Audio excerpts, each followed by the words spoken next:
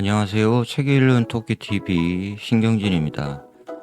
지난 영상에서 일본의 태평양 전쟁에 대해서 공부를 좀 해봤고, 이어서 좀 생각을 할 게 있어서 오늘은 미야자키 하야오의 그대들은 어떻게 살 것인가 하는 영화를 한번 보겠습니다. 그러면서 미야자키 하야오에 대한 이야기들을 음, 좀 추적할 생각입니다. 그래서 제가 참고한 책인데 의외로 미야자키 하야오에 대한 책들이 많이 없습니다.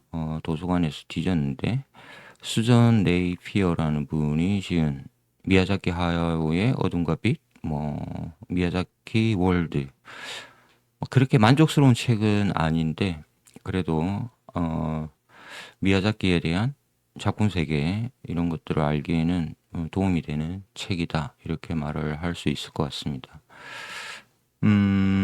제목이 한번 보고 가시죠. 그대들은 어떻게 살 것인가. 이게 일본어 제목 같습니다. 제목이 너무 무거워서 이게 동화, 만화 영화, 애니메이션의 제목으로 적절한가? 마치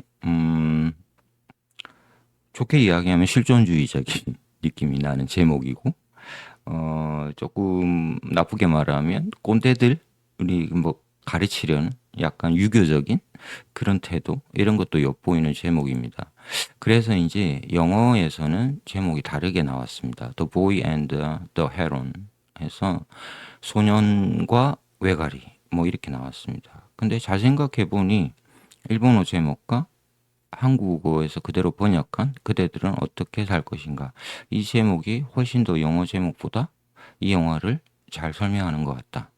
어, 제목을 이렇게 두고 영화를 감상하는 것과 The Boy and the Hero, 소년과 외갈이라는 제목으로 이 영화를 감상하는 법은 굉장히 차이가 날 것 같다. 이런 생각이 좀 듭니다. 어, 전문가의 힘을 좀 들어보겠습니다. 시내 21에 올라온 기사입니다. 대중적이지 않다. 영화의 스토리가 불친절하고 난해하다. 지나치게 많은 상징과 의미들이 부담스럽다. 제목부터 가르치려 드는 것 같다. 자, 1930년대 일본의 군수업자를 배경으로 하여 태평양 전쟁을 우회적으로 표현하는 점이 불편하다. 자, 한국인으로서는 당연한 지점이죠. 제가 지난 영상에서 태평양 전쟁을 올렸습니다.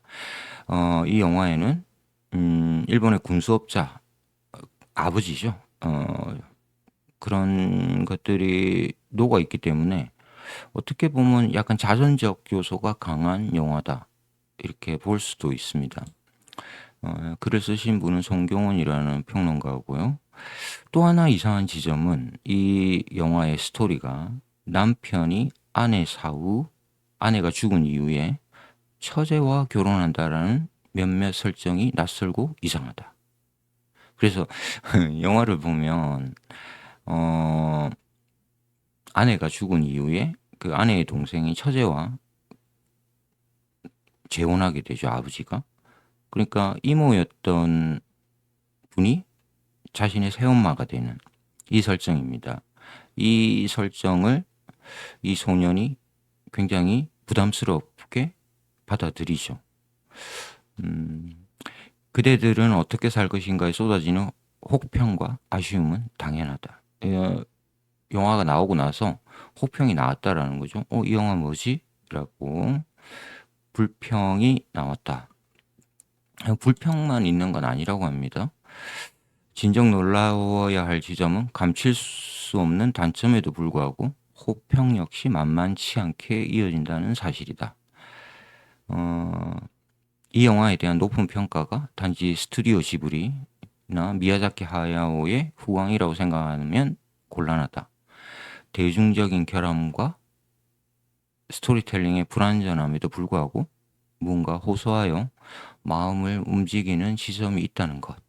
이것을 지금 이 평론가가 지적하고 있고, 저는 사실은 제가 이 영화에 대한 판단으로는 호평 쪽에 더 가까운 표를 던질 것 같습니다.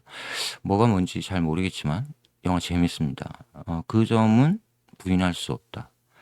센과 치히로에서 보여주는 그 시각적 아름다움에 더해서 스토리는 불분명하죠. 불분명해서 어, 이해하기 어려운데 뭐 그런 점에도 불구하고 영화를 보는데 뭐 시간 지루하게 간다든지 그러지는 않았습니다. 오늘 제가 영화에 대해서 길게 이야기하지는 않겠습니다. 이 혹평과 호평 사이는 여러분들이 영화를 보고 판단하시고, 저는 미야자키 하야오가 활동한 시대 이런 것들을 추적해 나가면서 이분이 태평양 전쟁 이후에 전후 세대로서 일본 좌파를 의 양심적, 소위 말하는 양심적 지식인이라고 부르죠.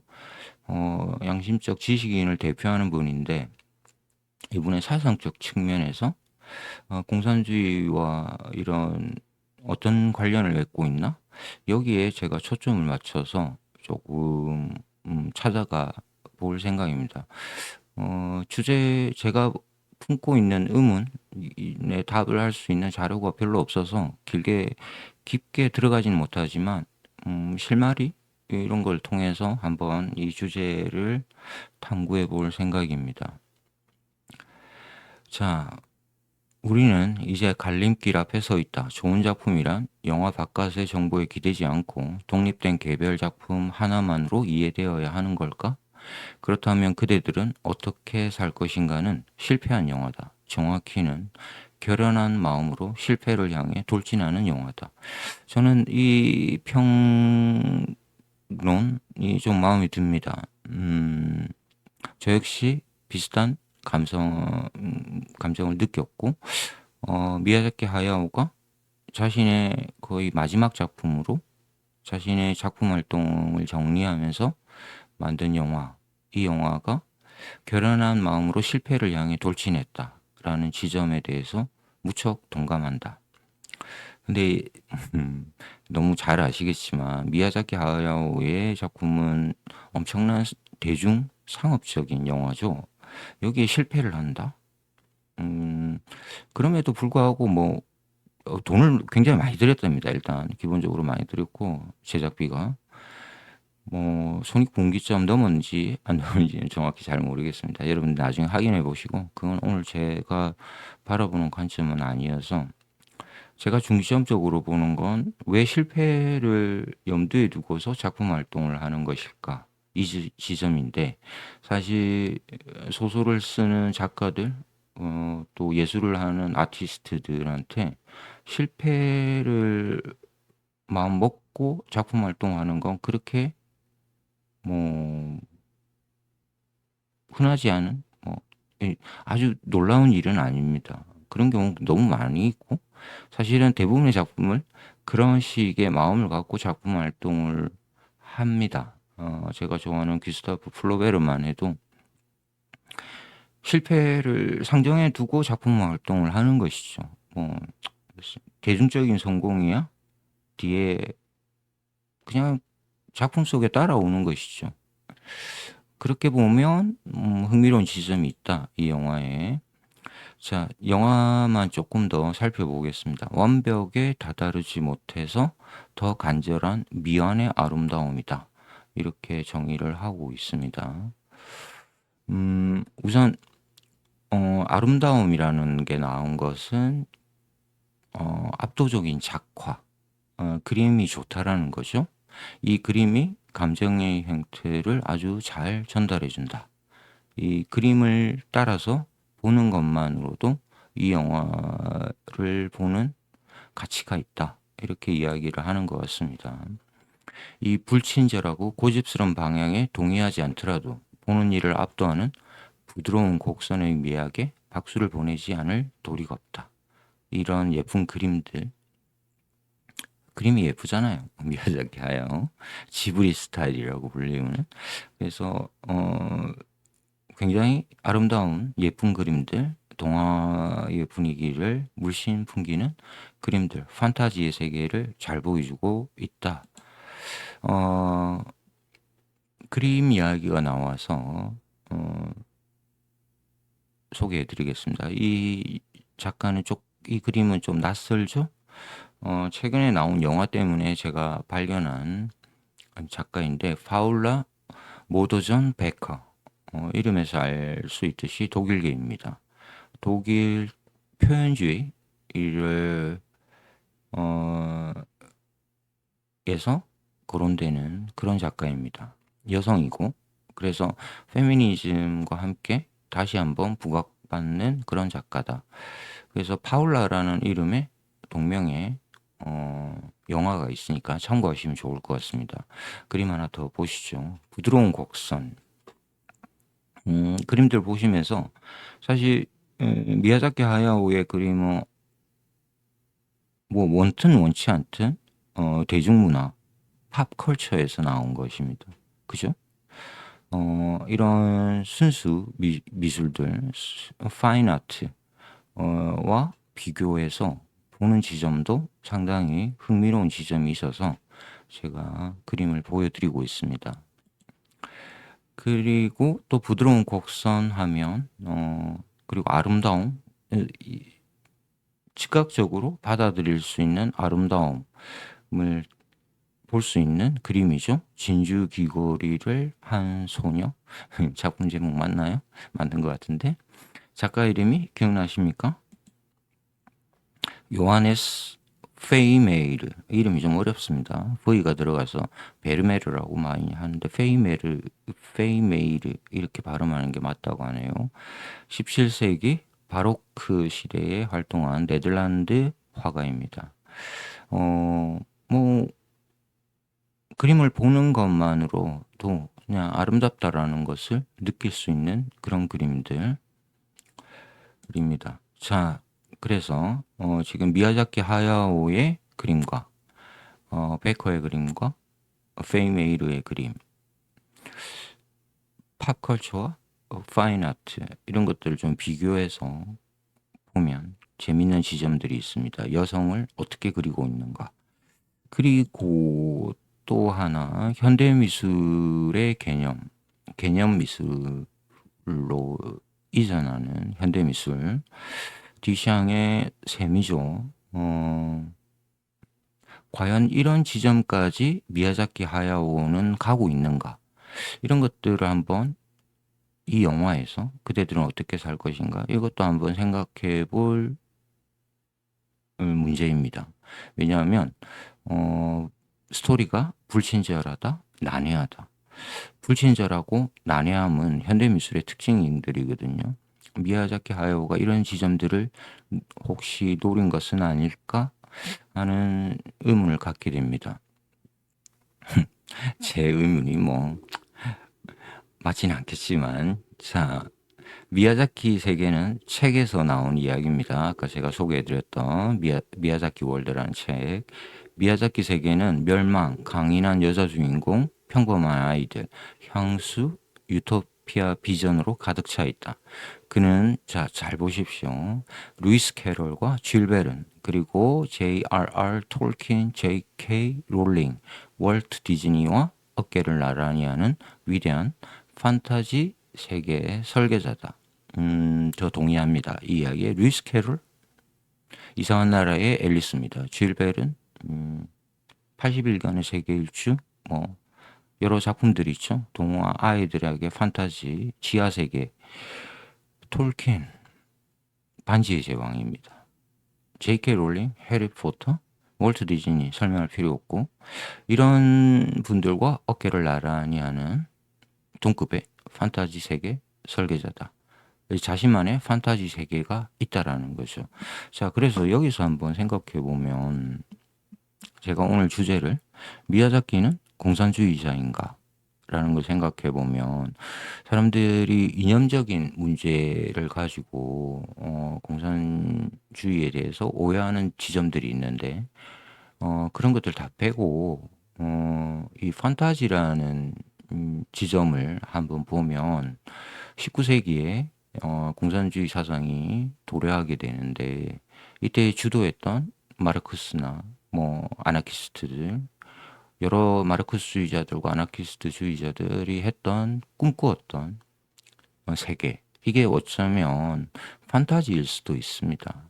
그래서 판타지를 설계한다라는 것 자체가 몽상가들, 그래서 공산주의자다라는 지점에는 몽상가적 지점이 분명히 존재합니다. 물론 세부적으로 들어가서 플로레타리아 독재로 가면 이 대단히 지극히 리얼리티로 들어와서 이 몽상이 깨어지는 부분들이 있죠. 그러면서 스탈린주의와 김일성주의가 대두하게 되는데, 이런 것들을 좀 제하고 이상적인 측면에서 바라보면 역시 몽상에 가까운 판타지 세계를 공산주의가 지향한다라는 지점은 틀림없을 것 같습니다. 시작 자체가 공상적 사회주의로 시작을 했으니까, 공산주의가 뭐 생시뮟이나 뭐 이런 여러 공상적 사회주의자들이 있죠. 너무 이야기 깊었나? 아무튼 자, 판타지 세계의 설계자다라는 것 기억하시고요. 그래서 디샹의 샘과 지금 화면에 그림에 나타나는 게 센과 지히로의 행방불명이죠. 여기에 나오는 알레고리들, 이런 것들을 센과 지히로가 가지는 알레고리가 뭘까? 이런 것도 한번 생각해 볼 필요가 있습니다. 자, 디샹 다다이스트입니다. 그죠? 다다이스트들은 대체적으로 이 당대의 마르크스주의자들이었습니다. 뭐 한 90%, 99%까지 거의 다 마르크스주의자들이었습니다. 공산주의자라는 거죠. 그런 의미에서 미야자키 하야오의 그 활동과 작품 세계에 공상적 사회주의를 담고 있는 이 공상주의 생각이 어느 정도 들어가 있지 않을까라고 제가 지금 의문을 갖고 의심해 보고 있는 지점이라는 겁니다. 헛소리일 수도 있지만 한번 보시죠. 미야자키 하야오입니다. 뭐 애니메이션계에서 최고의 업적을 이룬 영화 제작자라는 것에는 부인할 수 없죠. 세계 최고의 애니메이터다. 그건 맞죠? 1941년생이십니다. 이분이. 그러니까 자, 잘 봐야 되는 게, 제가 지난 시간에 41년을 어떻게 소개해 드렸냐면, 태평양 전쟁에서 일본이 하와이에 있는 진주만을 때린 해가 41년이었습니다. 진주만 공습. 41년 12월. 그 해에 미야자키가 태어났다. 그리고 45년에 패전이 되죠. 일본이 8월에. 그때 나이가 우리 나이로는 5살 그 정도. 그래서 이분은 전후 작가라고 불립니다. 포스트워 전후에 이제 작품 활동을 하게 되는, 그래서 일본의 대표적인 전후 작가로 우리는 지금 기억한다. 그래서 제가 중점적으로 보는 것은 일본이 가지는 공산주의의 역사에서 전쟁 전, 그러니까 전쟁 전에 활발히 이루어졌던 그 공산주의 사상과 활동이 이 전후에 어떻게 이어졌는가, 이거를 제가 조금 유심히 이 미야자키를 통해서 추적하고 있습니다. 자, 패전은 일본의 모든 것을 바꾸어 놓았다. 기존의 가치 체계는 붕괴했고 미군은 절대적 힘을 지닌 존재로 일본인들에게 다가갔다. 책을 계속 읽어가고 있습니다. 미야자키 월드라는 책. 패전. 가치가 다 무너졌죠. 일본의 군국주의가 실패했다라는 것을 일본 국민들이 하루아침에 원폭 2개가 나가사키와 히로시마에 떨어지면서 알게 되었습니다. 억지로 알게 된 거죠. 우리가 졌다라는 사실을. 자, 사진 한번 보시겠습니다. 지난 영상에 소개해드렸던 장군이 보이죠? 메가더입니다. 옆에 선 일왕은 히로히토 일왕입니다. 자, 일본인들이 메가더를 뭐라고 부르는지 아십니까? 이 재밌습니다. 맥쇼군. 쇼군 아시죠? 장군. 일본의 마쿠 체제 이끌었던 체제의 최고 정점이 쇼군이죠. 그래서 일본인들은 메가더를 맥쇼군이라고 불렀다고 합니다. 재밌습니다. 그리고 히로히토이랑 메가더 장군의 이 군정 점령군으로서 일본을 통치하게 되는데 이게 한 7년 정도.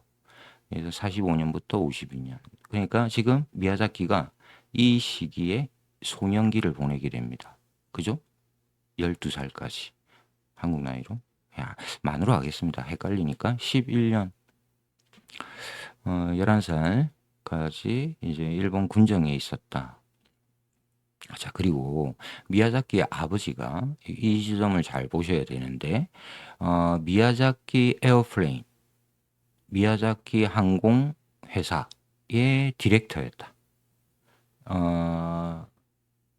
형제가 같이 회사를 운영했나 봅니다. 여기에서 뭘 했냐? 2차 세계 대전 태평양 전쟁에 동원되었던 전투기의 방향키를 만드는 공장이었다고 합니다. 자, 이거는 그대들은 어떻게 살 것인가라는 영화의 앞부분에 자신의 아버지가 군수업자로 등장합니다. 비행기를 만드는 똑같이 영화에서 진행이 된다. 기억하시고요.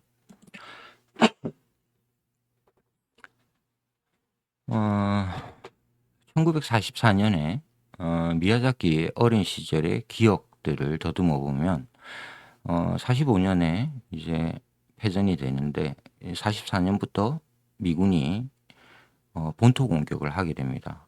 그래서 일본 본토의 전역에 도쿄도 마찬가지고 폭탄이 떨어지는 거죠. 미 항공기들이 떨어뜨린. 그래서 이것이 이 유년 시절에 아주 깊은 기억으로 각인된다. 중요합니다. 그래서 이 폭탄 공습이 미야자키의 그 영원히 계속되는 그 기억들이 계속 이어지고 있다. 평생의 기억으로. 그래서 미야자키의 영화를 보면 전쟁 씬이 굉장히 자주 등장한다라는 특징이 있습니다. 갑자기 이 영화의 제목이 안 떠오르네요. 제가 이제 나이를 나중에 말씀드리겠습니다. 제가 좋아하는 영화인데, 자, 이 영화에 보시면 알겠지만 공습신입니다. 공중에서 떨어진 폭탄들, 전쟁의 참화들이 보여지고 있고, 역시 이번 영화 그대들은 어떻게 살 것인가의 영화의 그 첫 장면 인트로가 거의 이 씬으로 시작되고 있다라는 공통점을 이루고 있습니다. 그래서 미야자키 하야오의 작품 세계를 이해하기 위해서 우리는 반드시 태평양 전쟁이라는 역사적 사건을 함께 가져가야 된다는 걸 알 수 있고요.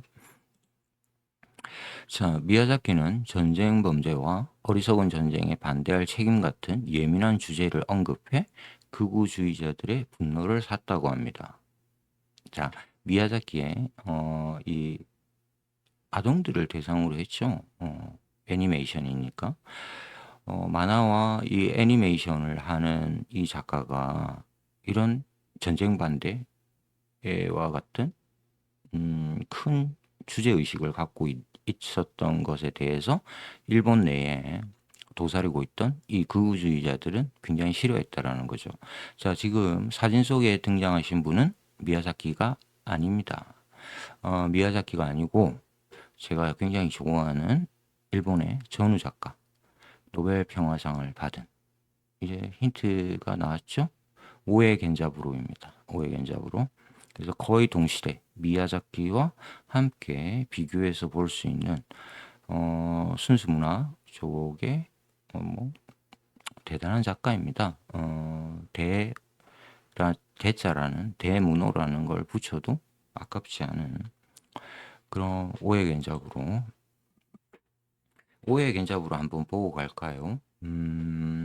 1935년 그러니까 미야자키보다 6살 위, 일본 전후 세대를 대표하는 분이고, 이분 출생이 시코쿠입니다. 그래서 저기 지난번에 제가 무라카미 하루키의 해변의 카프카를 소개할 때 시코쿠로 여행을 떠나는 소년의 이야기를 해드렸는데, 이런 것도 좀 볼 수 있고, 프랑스 문학에 흥미를 느껴서 도쿄로 가서 도쿄 제국대, 제가 설명드렸습니다.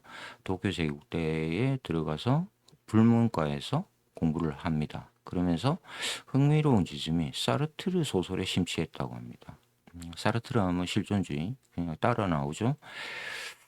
왜 하필 사르트르일까? 이런 생각이 좀 저는 개인적으로 하고 있는데, 왜냐하면 사르트르의 소설 세계가 그렇게 뭐 깊다? 이렇게는 말을 못하죠. 왜냐하면 단편작, 우선 단편들이 있고 구토라는 걸작이 있긴 하지만, 제대로 이분이 작가, 소설가로서는 조금 다르죠. 오히려 실존주의 철학, 그리고 안가주망이라는 참여운동을 주도한 활동가, 사회활동가, 철학자, 이쪽으로 더 유명하신 분인데, 그렇다면 오해 견잡으로는 사회에 대한 관심이 깊다? 네, 그렇게 이야기할 수 있을 것 같습니다.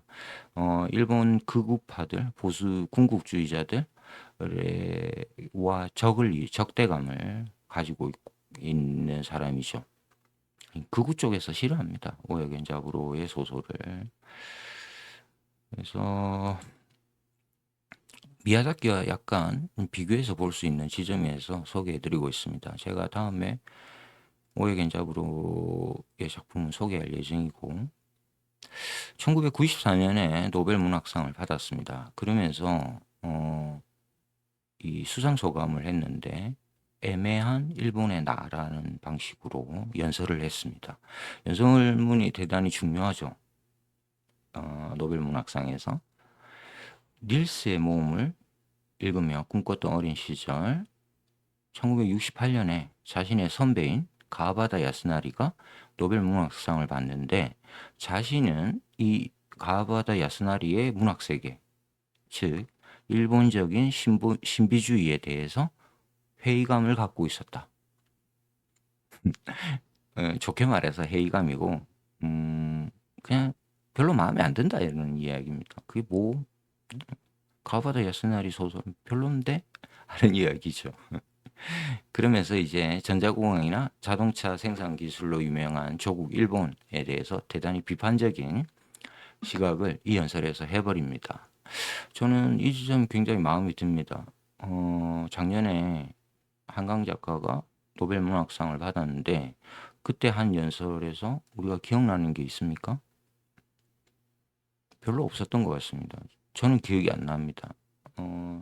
좀 더 한국 문학에 대해서 그것이 뭐 비판적이든 찬양을 하든 칭찬을 하든 뭔가 의미 있는 연설을 했어야 되는데 좀 아쉽다. 그러면서 한국과 중국 작가들에 대한 정치적 탄압을 언급하고 자유로운 작가들의 활동, 사상과 표현의 자유 이런 것들을 언급했다고 합니다. 그래서 기억에 남는 연설을 했다. 그래서 제가 왜 오해 견잡으로 이야기를 길게 하냐면, 이분이 대표적인 일본의 전후 양심적 일본의 지식인, 네, 거의 뭐 1호급이죠. 대표 주자인데 여기에 미야자키가 들어갈 수 있는가라는 걸 생각해 보고 있는 겁니다. 일본인들 사이에서는 누구나 오해 견잡으로의 책을 한 권씩 가지고 있지만 정작 읽은 사람은 드물다는 우스개가 통한다. 길게 쓰고 사소설 경향이라서 아주 감정적으로 깊이 들어갑니다. 그리고 개인적인 문제를 이렇게 깊게 쓸 이유가 있을까? 이런 의문이 드는. 저는 좀 쏘쏘입니다. 어떤 작품은 좀 좋아하고 어떤 작품은 너무 심하다. 사소설 경향이. 이렇게 느끼고 있는 작가다. 한강의 작품들은 과연 이럴까? 저는 그렇지는 않을 것 같습니다. 한강의 작품은 뭐 그렇게 어려운 작품들은 아니어서, 다만 감정적으로 받아들일 수 있는 것이 조금 부담스럽다라는 지점에서는 조금 결이 다른 부담이 있다. 한강 작품에는. 그래서 한번 비교를 해봤습니다. 노벨 문학상 수상 작가들이어서. 자, 다시 미야자키한테로 돌아왔습니다. 자, 일본이 맥 쇼군, 맥아더가 지휘하는 미군정 치하가 7년이 지속되었다. 그때 유년 시절을 보냈다라는 것은 미국의 문화가 아주 자연스럽게 일본 내로 수입되어 들어왔다라는 이야기입니다. 한국도 마찬가지죠. 당시에 미군정이 있었고 한국이 이승만 정권이 들어서긴 했지만 미군의 힘에 있었기 때문에 한국의 한반도에도 이렇게 미국 문화가 자연스럽게 들어왔죠. 그러면서 이제 헐리우드 영상들, 디즈니, MGM, 워너브로더스들이 만든 화려한 영상과 유쾌한 캐릭터 애니메이션도 일본에 들어와서 문화적 충격을 주었고 여기에 매료된 사람이 미야자키다.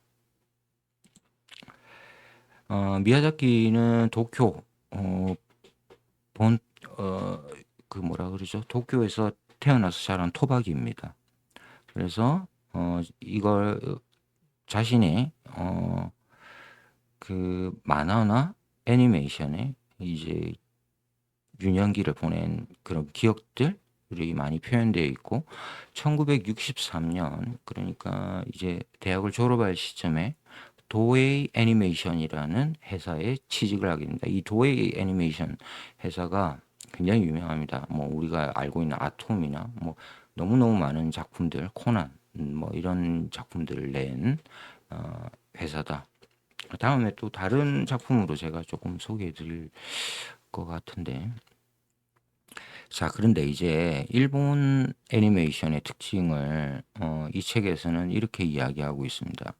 미국 만화나 애니메이션에서는 찾아볼 수 없었던 정체성에 대한 고민이 일본 애니메이션에 있다. 요게 이제 아주 특징적이고 오늘 지금 논의하고 있는 그대들은 어떻게 살 것인가 제목에서부터 알 수 있듯이 이 정체성에 대한 고민. 그래서 이걸 뿌리를 찾으면 도쿄대학 불문과에서 공부하면서 사르트르 문학에 심취했다. 실존주의, 정체성에 대한 고민 이런 것도 볼 수 있다라는 거죠. 자, 이건 뭐 단지 미야자키만의 특징은 아니고 일본 만화 전체가 이런 미학적 특징을 이루고 있다고 합니다. 그래서 월트 디즈니에서 나오는 이런 애니메이션과 일본에서 나왔던 애니메이션들의 경향성들이 굉장히 결이 다르다. 은하철도 999 어린 시절에 봤던 기억이 나는데 일요일 오전에 했습니다. 그래서 일요일 오전에 TV를 켜면 이 만화 영화가 나왔던 기억이 나는데 그때 봤을 때마다 이 영화는 되게 이상하다라는 느낌이 들었습니다. 뭐가 뭔지 모르겠지만 뭔가 굉장히 어려운 이야기를 하고 있다. 이런 느낌이 들었던 그게 아마 이건 것 같습니다. 정체성에 대한 고민. 자, 미야자키 하야오에게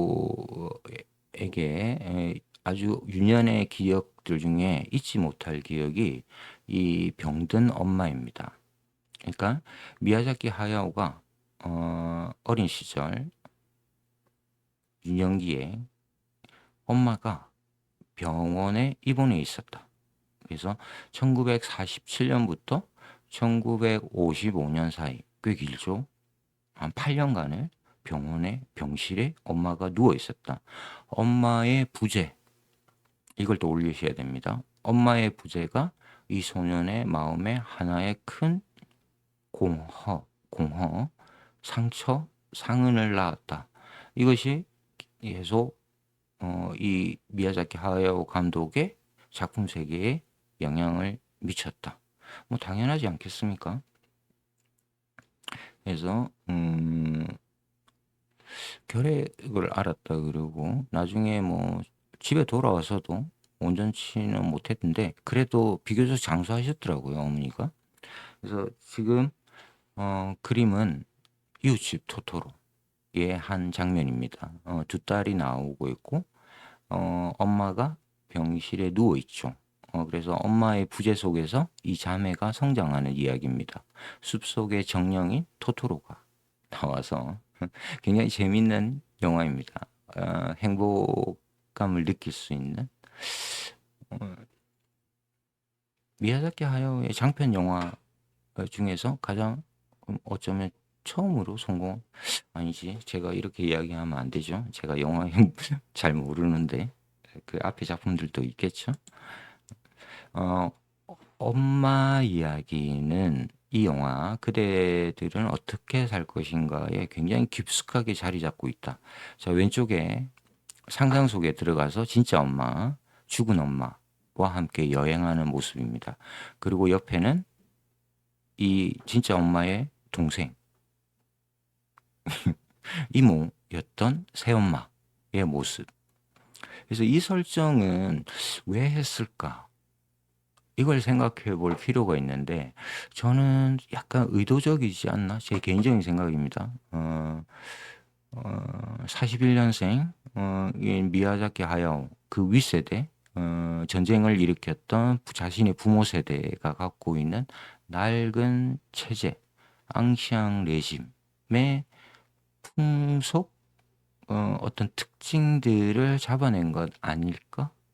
왜냐하면 그 시대에 어, 처제와 예, 아내가 죽고 나면 그 여동생이 처제와 결혼하는 경우가 그 이전 시대에는 종종 있었거든요.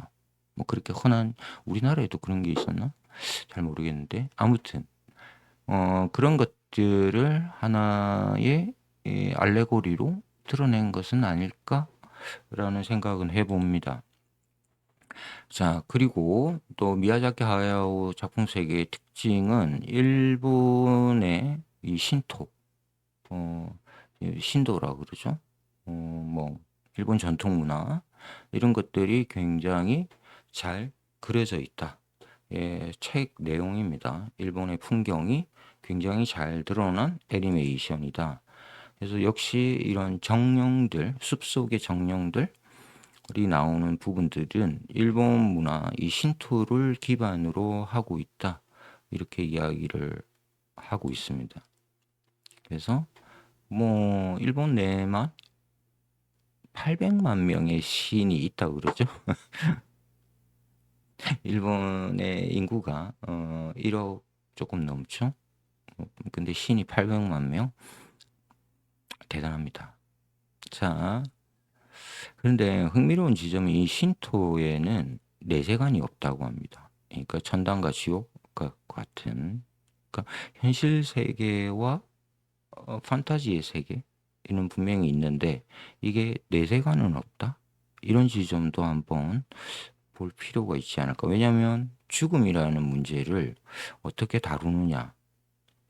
왜냐하면 그대들은 어떻게 살 것인가? 이 질문은 우리는 달리 말하면 우리 모두 죽는다 이거잖아요. 죽을 텐데 살아있을 동안 어떻게 살 것인가? 이 질문이잖아요. 그죠? 자, 엄마. 그리고 엄마의 병든 엄마가 미야자키에게 남긴 인상은 깊었다. 그리고 엄마의 이야기는 계속해서 작품 속에 등장하고 있고 엄마가 72살, 80년대까지 살았다고 합니다. 그래서 엄마와의 연결성 이게 대단히 중요합니다. 이 영화에서 한번 눈여겨 보시고요. 자, 미야자키 하야오는 패전한 나라, 몰락한 가옥. 자, 패전 태평양 전쟁에서 미군한테 졌죠. 그리고 군수 산업을 했던 자신의 집안은 패전과 동시에 몰락합니다. 가옥 비행기를 찍어내고 있었는데 그리고 엄마는 병들어서 입원해 버렸고 이런 커다란 상처를 안고 유년 시절을 보내게 되었다. 패전한 나라에 대한 미야자키 상처는 이후 붕괴한 세계의 바람 계곡의 나우시카의 등에 등장하며 몰락한 가업은 비행 및 비행기들에 대한 탐구로. 그래서 미야자키 하야오의 영화를 보면 비행기를 타는 장면이 굉장히 많이 나옵니다. 병든 어머니는 어머니의 부재나 강력한 어머니라는 상반된 설정으로 등장했다. 이렇게 짚어주고 있고요. 자, 미야자키 하야오의 생애를 조금 보겠습니다. 이제 소년기를 봤고 이제 청년기를 볼 텐데 흥미로운 지점은 이분이 가쿠슈인 대학을 다녔다라는 겁니다. 이 가쿠슈인 대학은 일본 내에서 최상층 엘리트들만이 가는 사립대학이라고 합니다. 그래서 이 대학 설립 자체의 목적이 황실의 교육이었다고 합니다. 여기 대학을 들어갔고 여기에서 또 흥미로운 지점은 정치 경제학을 공부했다라는 겁니다. Political Economy. 정치 경제학은 마르크스주의에서 나온 학문 분파입니다. 왜냐하면 부르주아 세계에서 미국에서는 정치학과 경제학을 분리해 놓습니다. 그죠? 그런데 폴리티컬 이코노미 하면 마르크스주의의 그 자본론에 기초한 학문 방식이거든요. 여기서 정치 경제학을 공부했다? 그래서 제가 지금 미야자키 하야오의 는 공산주의자인가? 한번 이런 의문을 품어 보는 것이죠. 자, 그런데 이 대학에 다니면서 정작 동아리 활동은 어디서 했냐? 그랬더니 Children Literature Research Club, 아동문학회, 아동문학회라는 동아리에서 서클에서 활동했다고 합니다. 만화를 하고 싶었는데 만화나 애니메이션 동아리는 없어서 아동문학회에 들어갔다고 나중에 인터뷰에서 밝힙니다. 그래서 엘리트 대학을 나왔고 정치 경제학을 공부했고 아동문학회를 했다. 아동문학 연구에 이 시기 미야자키 하야오가 가장 심취한 작가는 생텍쥐베리였다. 자, 불문과에 들어갔는데 사르트르를 역시 생텍쥐베리가 프랑스 작가잖아요.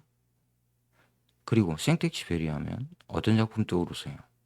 어린 왕자. 그리고 야간 비행. 야간 비행? 비행기죠. 일치하는 부분이 있죠. 자신의 집안의 가업, 비행기, 방향타, 제작업체, 어린 왕자와 야간 비행 같은 환상적이며 동화적인 그의 작품 세계는 미야자키의 애니메이션에 큰 영향을 주었다. 생텍쥐베리의 사상적 체계. 요거는 제가 좀 더 봐야겠네요. 제가 야간 비행도 굉장히 재밌게 읽었는데 좀 이상하긴 합니다. 이분의 사상 체계도 몽상적이라는 거죠. 이상적인. 그런 점에서 당연히 어린 왕자와 야간 비행의 작가 생텍쥐베리를 좋아했을 것이다. 자, 이제 가쿠슈인 대학 정치경제학과를 졸업한 이 미야자키는 도에이 동화 애니메이션에 취직을 하게 됩니다. 만화 제작업체에. 그러면서 이제 여기에서 그 유명한 다카하타 이사오와 만납니다. 일본 애니메이션계의 대부.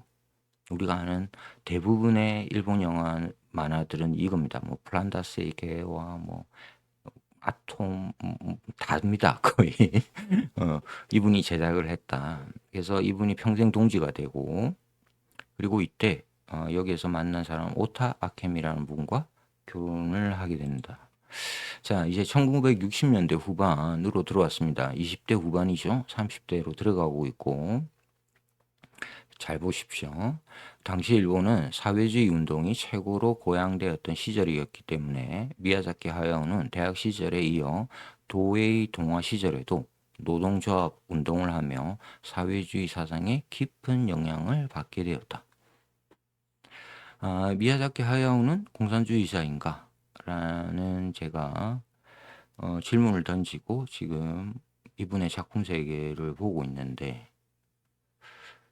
딱히 공산주의자다 이렇게 이야기할 부분은 없습니다.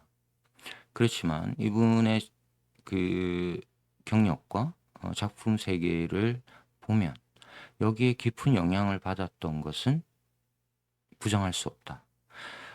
바람계곡의 나우시카가 대표적인 예라고 합니다. 뭐 다른 작품도 있습니다.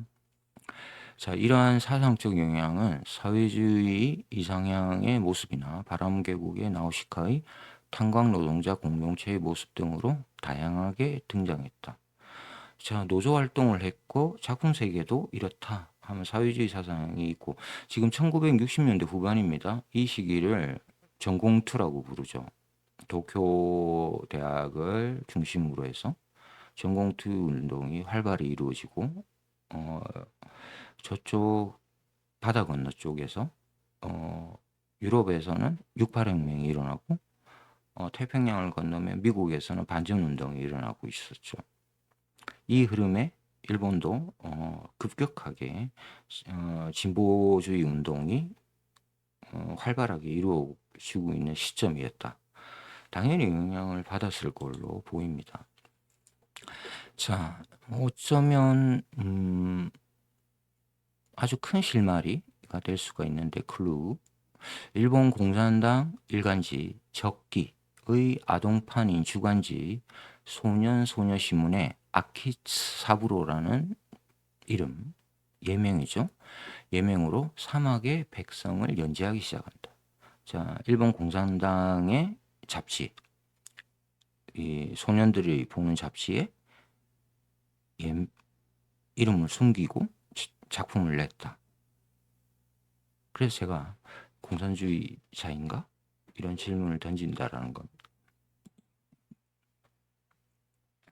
자, 그럼에도 이제 프로젝트가 좀 실패하고 바쁜 직장 생활, 여기에 만화 연재까지 도웨이 동화에서 만난 두 젊은 애니메이터의 가난하고 바쁜 신혼살림이었다.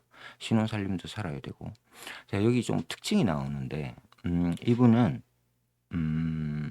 미야자키 하야오는 살아남아야 한다. 이걸 굉장히 잘한 예술가다, 이렇게 이야기할 수 있을 것 같습니다. 그거 이제 좀 보여드릴 텐데, 공산당 기간지에 실린 사막의 백성이라는 작품입니다. 그래서 제가 이렇게 인터넷에 나와 있는 자료가 있어서 대충 보기만 했습니다. 내용을 보니까 혁명 사상 고취를 하는 내용들이 당연히 들어있다. 핍박받는 민중들이 혁명을 하는 그런 내용입니다. 자, 이후에 이제 작품 세계에 영향을 미친 작품들을 조금 더 볼 텐데요. 미야자키가 뒤늦게 재발견한 일본 작가 나스메 소세키. 그러니까 지금 미야자키가 일본 작가들 중에서 두 작가들한테 영향을 받았다고 합니다. 나스메 소세키. 이게 왜 뒤늦게 재발견했냐? 나스메 소세키는 너무너무 유명한 작가인데, 어렸을 때 학교 교육을 받으면서 교과서에서 읽은 작가일 겁니다. 뭐 아쿠타 유네스케도 마찬가지지만, 그럼에도 불구하고 나스메 소세키는 대체적으로 많은 후배 작가들한테 영향을 미치는데, 각종 분야에 대체적으로 뒤늦게 발견하게 됩니다. 그러니까 이 사람의 보수적인 세계를 싫어했다가 나중에 나이가 들어서 좀 더 어른이 되어서 나스메 소세키를 깊게 읽게 되면서, 대표적인 작품인 마음 같은 작품이죠. 이런 작품들을 읽게 되면서 이제 나스메 소세키를 진정 좋아하게 되는 것이죠. 그런 특징들이 있고, 타카와 류네스케는 특히 이분은 확실히 공산주의자라고 볼 수 있는데, 자살로 생을 마감했죠. 너무 젊은 시절에. 소세키의 제자였고, 아쿠타카를 좋아했다. 확실히 이제 가와바다 야스나리와는 좀 결이 다른 작가입니다. 일본 전통을 다루고는 있지만 아쿠타카 류네스케는 확실히 좀 결이 다르다. 그래서 이제 미야자키 하야오가 일본 작가 중에서는 나스메 소세키와 아쿠타카 류네스케의 작품에 영향을 받았다. 좋아했다. 기억하시고요.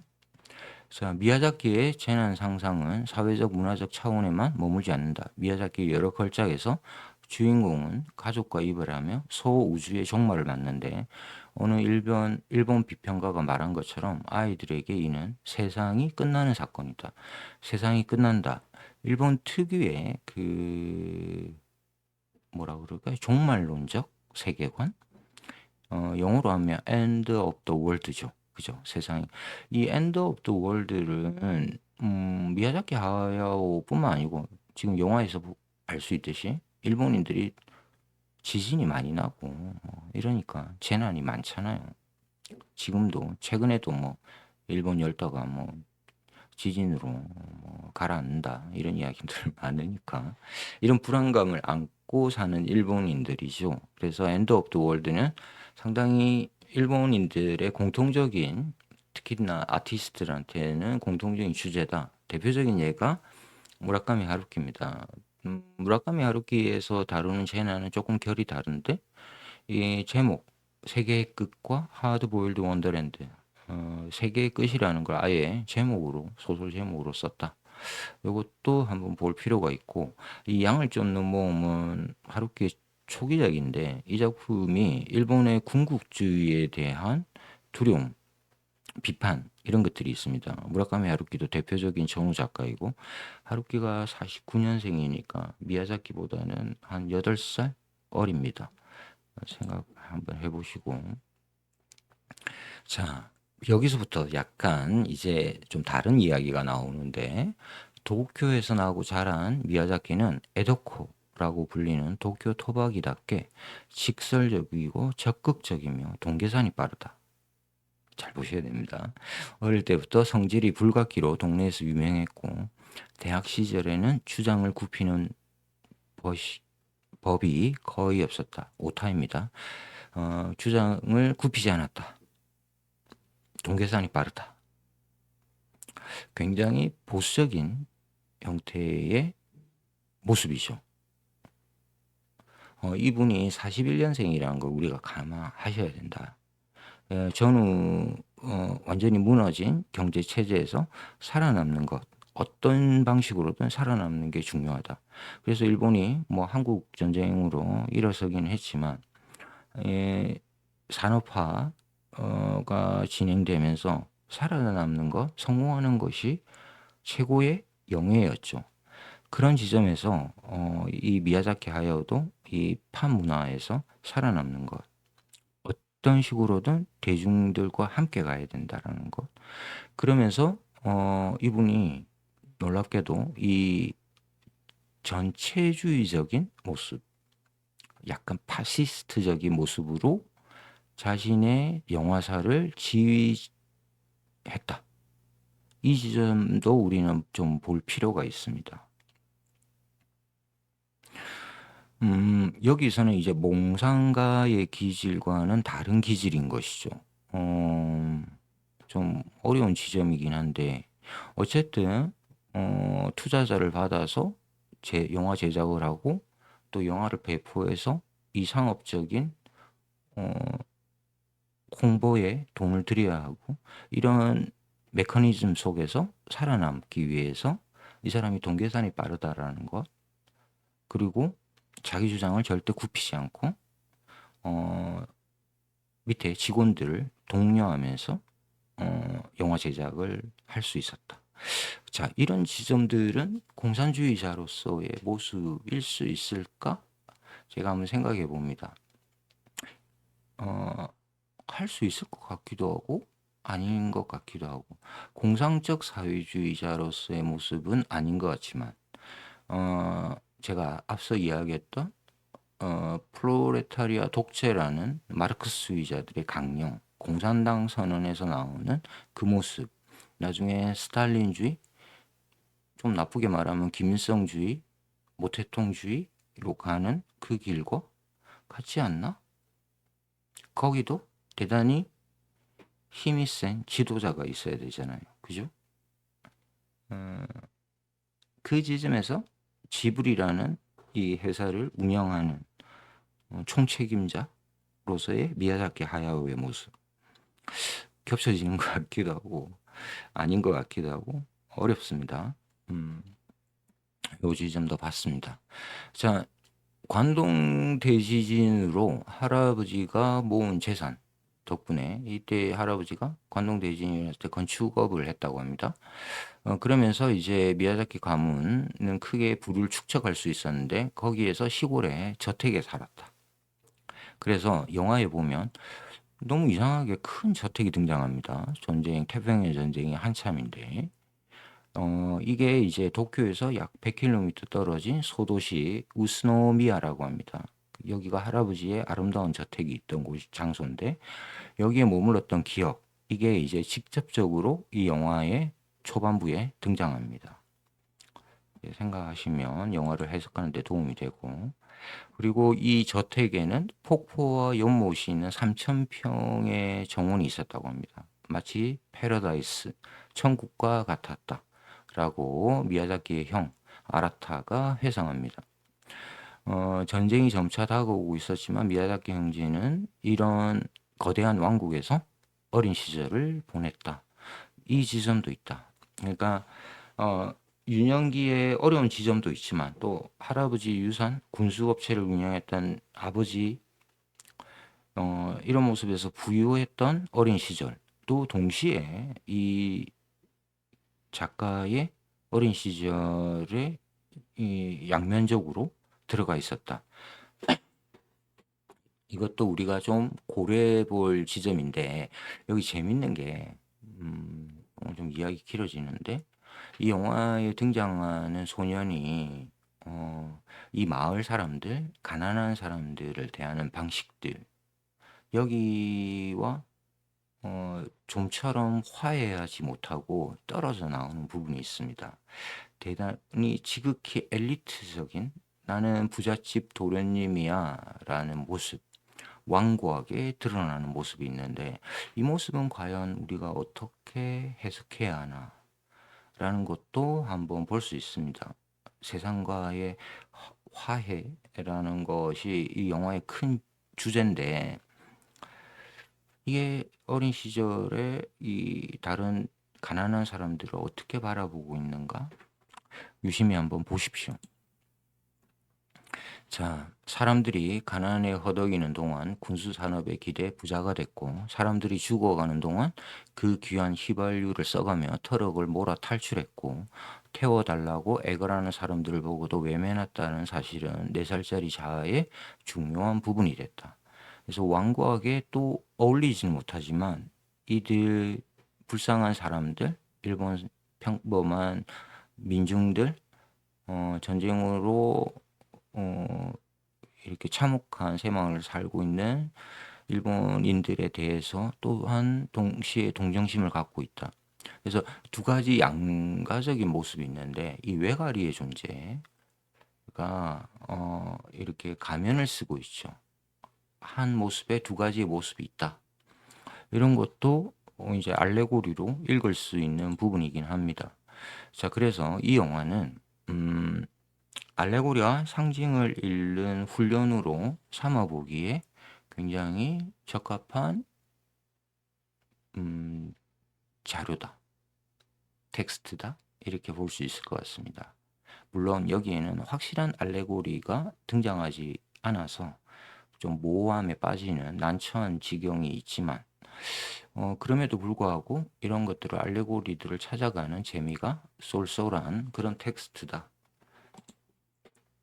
자, 도구 온천, 일본의 유명한 온천 도시이죠. 센과 치히로의 그 첫 장면, 센이 이제 치히로인가요? 센인가? 헷갈리네. 어, 온천을 찾아가는 모습. 그래서 애니메이션의 그 그림들, 콘티들 속에 일본의 실제적인 풍경들이 굉장히 잘 들어가 있다. 센과 치히로 너무 재밌습니다. 또 보고 싶네요. 자, 스토리가 불친절하고 난해하다라는 거 처음에 알려드렸죠. 그 평론가가 이야기한. 자, 그래서 제가 이 영화를 이해하는데 이 영화는 이렇다라고 오늘 결론은 내리진 않을 텐데 제가 기초 자료가 되는 자료들을 좀 제시하겠습니다. 요걸 읽으면 이 영화를 이해하는 데 상당히 도움이 됩니다. 그리고 제가 몇 번 영상에서 소개해 드렸던 상호 텍스트성, 서로 텍스트가 맞물려 있다. 그래서 이렇게 꼬리를 물고 있는 텍스트들이 있다. 그래서 알려드리겠습니다. 그래서 이 영화에는 그대들 어떻게 살 것인가 동명의 소설이 있습니다.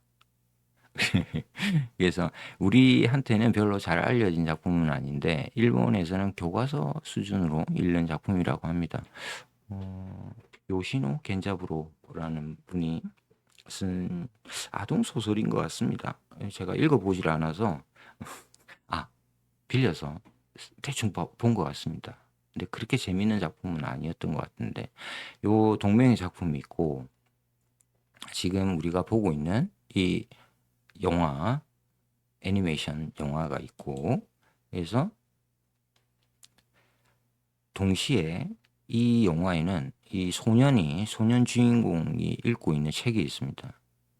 소년이 읽었나? 헷갈리는데 영화에 등장하는 책이 바로 잃어버린 것들의 책입니다. 그래서 요 책, 잃어버린 것들의 책, The Book of Lost Things, 영어 발음 나빠서.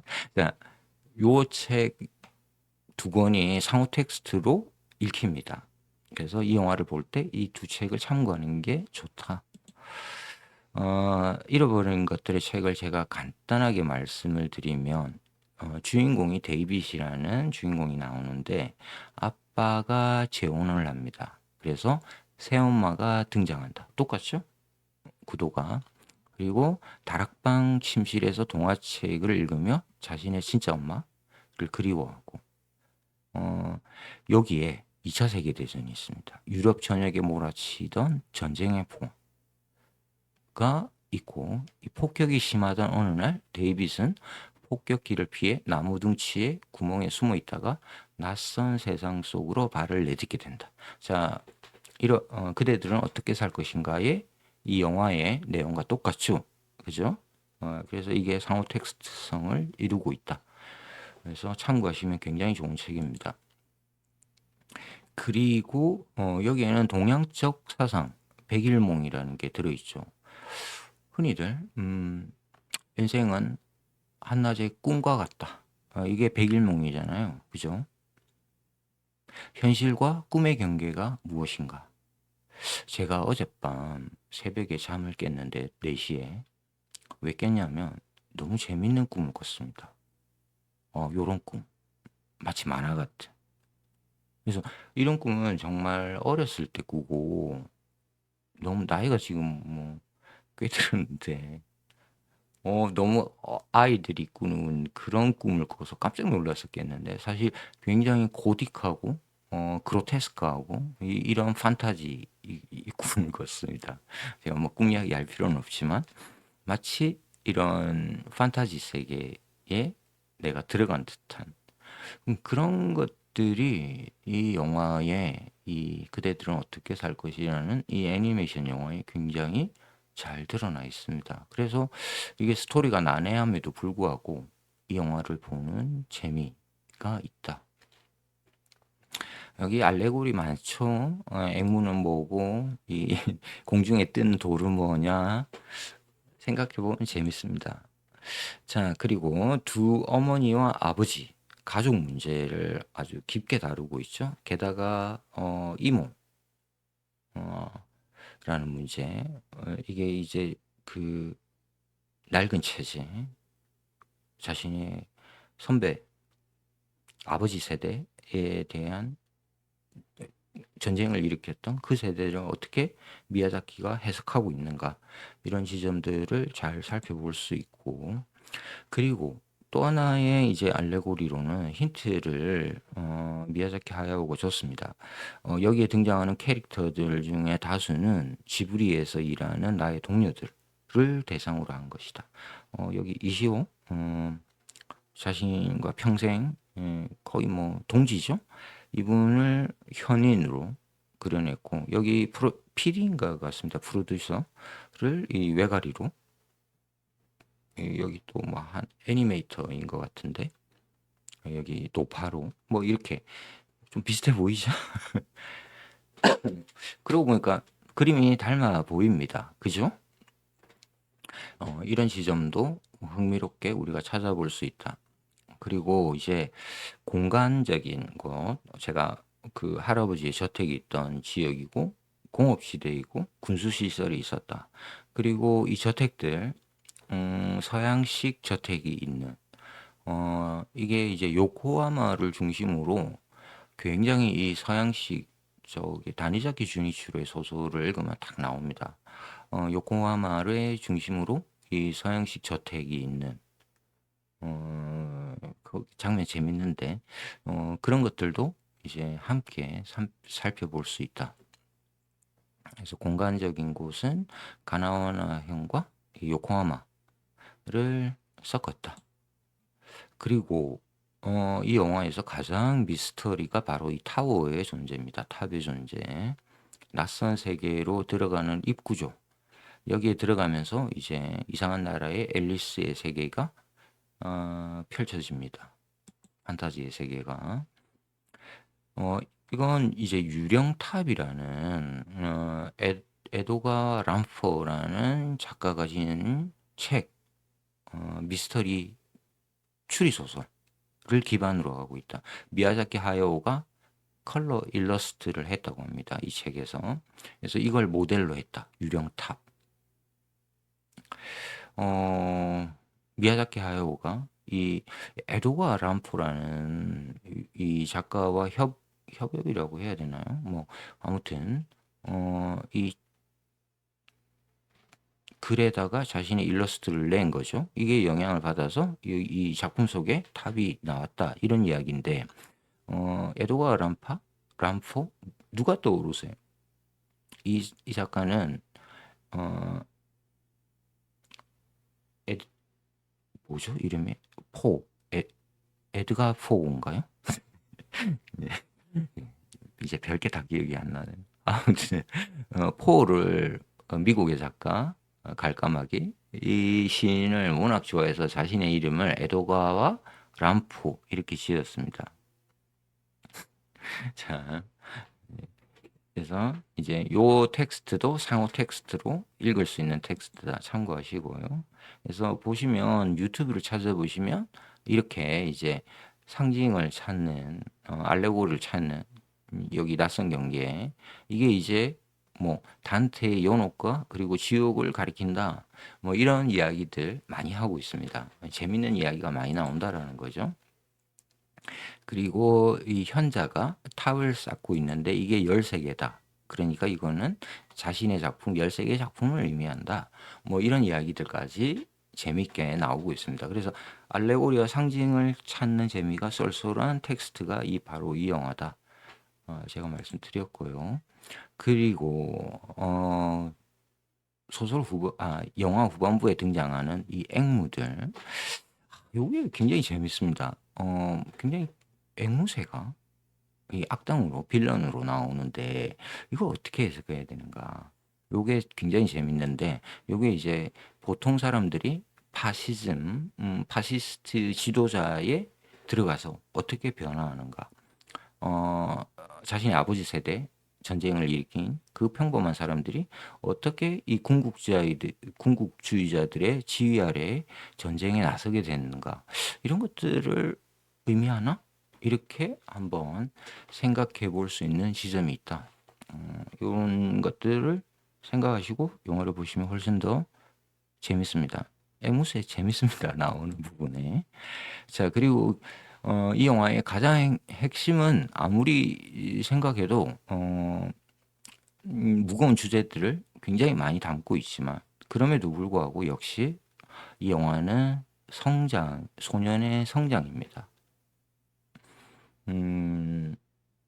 이 주인공 소년이 성장해서 어떻게 살아갈 것인가를 고민하게 되는 자전적 요소가 굉장히 강한 자 어머니와 죽은 엄마와 안고 있고 또 이 낯선 세계를 벗어나면 자신의 새엄마가 된 이모를 진정 나의 엄마로 또 받아들이는 소년의 모습, 세상과 화해하는 모습이 나옵니다. 자, 그래서 오늘 이렇게 긴 시간 제가 이 애니메이션에 대해서 이야기를 했습니다. 미야자키 하야오 작품들 너무 좋은 게 많아서 맞네. 여기 나왔네. 하울의 움직이는 성. 아까 그 앞에 작품. 제가 좋아하는 작품은 역시 센과 치히로의 행방불명, 그리고 하울의 움직이는 성, 그리고 이웃집 토토로. 요 세 작품이 굳이 꼽자면 뭐 대체적으로 성공작들, 상업적으로 애니메이션을 좋아하는 한국의 팬들이 너무너무 많아서 제가 이 미야자키 하야오의 애니메이션 세계에 대해서는 제가 이야기하는 게 어쩌면 부적절할 수도 있겠다. 왜냐하면 잘못된 정보를 제공할 수 있겠다. 그래서 제가 오늘 주제를 사실은 미야자키 하야오의 사상적인 측면, 이분의 공상적 사회주의에 영향을 받은 이 공산주의적인 생각들은 어떻게 작품에 이어졌을까 한번 추리를 해 보았습니다. 자, 미야자키 하야오가 공산주의자인가? 잘 모르겠습니다. 무책임한 이야기인 것 같지만 제가 볼 때는 제 개인적인 판단으로는 공상적 사회주의자에게서 영향을 받은 현실적 감각의 예술가다. 이렇게 이야기할 수 있을까? 좀 무책임하죠? 결론이? 공산주의자는 아닐 것 같다. 왜냐하면 공산주의자들은 일단 살아남는다. 모르겠습니다. 너무 어려워서 우리한테는 공산주의라는 게 너무 깊은 상흔으로 한국 전쟁 때문에 남아 있기 때문에 이 상처가 깊어서 쉽게 이야기하기가 어렵습니다. 그럼에도 불구하고 미야자키 하야오가 일본의 전후 세대를 대표하는 양식적 지식인의 대표주자라는 것은 부정할 수 없을 것 같고, 그럼에도 불구하고 또 공산주의라는 이렇게 과격한 발언은 할 수 없을 것 같은 그런 경계에 놓여 있는 작가가 아닐까. 자, 그렇게 해서 오늘 책 읽는 토끼 TV 신경진이었습니다. 영화는 재밌습니다. 그래서 좀 재미없게 보신 분들은 이번 주말을 이용해서 또 다가올 추석 연휴를 시간을 보낼 때 영화 한 편 감상해 보시면 좋을 것 같아서 소개해 드렸습니다. 긴 시간 시청해 주셔서 감사합니다. 책 읽는 토끼 TV였습니다. 감사합니다.